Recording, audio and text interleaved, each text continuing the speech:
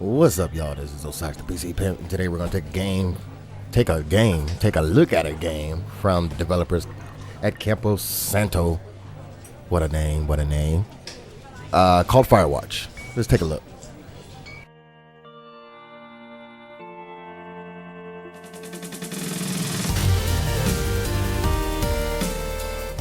Firewatch is a breath of fresh air.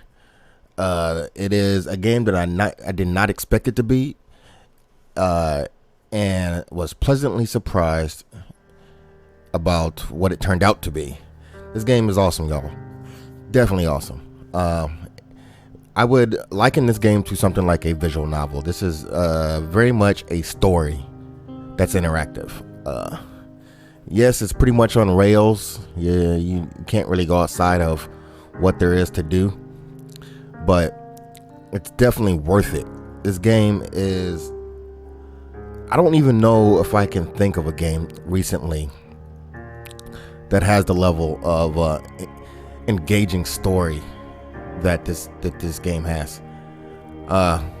Firewatch is a mystery set in the Wyoming wilderness where your only emotional lifeline is the person on the other end of a handheld radio. The year is 1989. You are a man named Henry who has retreated from your messy life to work as a fire lookout in the Wyoming wilderness. Perched atop a mountain, it's your job to find smoke and keep wilderness safe. An especially hot, dry summer has everyone on edge. Your supervisor, a woman named Delilah, at all times over a small handheld radio. And it is your only contact with the world you've left behind. But when something strange draws you out of your lookout tower and into the world below, you'll explore a wild, unknown environment, facing questions and making interpersonal choices that can build or destroy the only meaningful relationship you have. But so game is I don't even know, like I can't explain, I can't put into words how great the game is. Especially if you're a fan of like novel, like, you know, good stories. Like if you like reading books, but you don't have time to read books, or you just don't want to read a book, this is for you. Check it out, man. It is definitely worth your attention. But let's get into how well it actually works on Linux, right? That's what we're here for. Controller support right out of the box. Booyah! Unity. It is a Unity game, so there is Unity problems. That if you don't have problems with Unity games, then you won't have a problem with this game. If you do have a problem with Unity games, then you will have a problem with this game. I have problems with Unity games because I have multiple monitors, and Unity games tend to want to launch all kinds of retarded. What it tries to do is stretch itself across all the monitors at once, but it can't do it, so it's just stupid, right? So whatever. I do have a way to fix that. In case anybody needs to know how, I can do a short little video on how to fix Unity games, because a lot of the Unity games, if you have multiple monitors, just launch stupidly. But that's for another day. If you take a look at this screenshot here of me, this is the performance I was getting while I was playing the game. The game is not very multi-core optimized. It was completely jamming my GPU. Like I think at points pretty much using like 80% of my GPU. I played games that were twice as graphically intense than this and was using less GPU.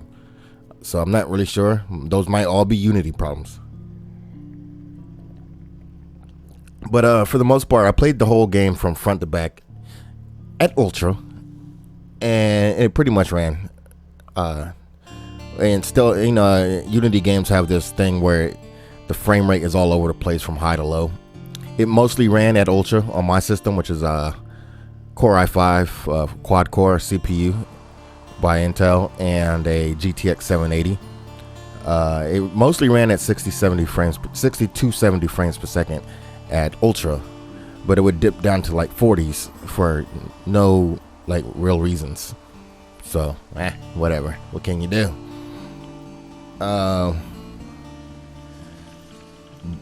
So, I mean, the performance is what the performance is. I think it'll run pretty much on anything.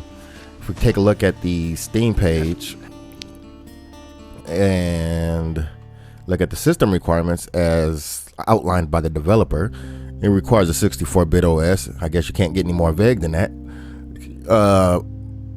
Minimum processor is a Core i3, 2 gigahertz or above, or an AMD equivalent. 6 gigs of RAM. I can testify to that. Yes, it does use a lot of RAM. GeForce 450 or higher with 1 gig of memory, and 4 gigs of disk storage. Righteous. So no big deal. The game is currently $19.99, or you can get the game with the soundtrack for an extra $5, making it $24.99. There's some DLC. The DLC is the soundtrack. I don't know, since when is soundtracks DLC? I guess technically that's what they are. Whatever. It gets an excellent Metacritic score of 81 out of 100. Blah, blah, blah, blah.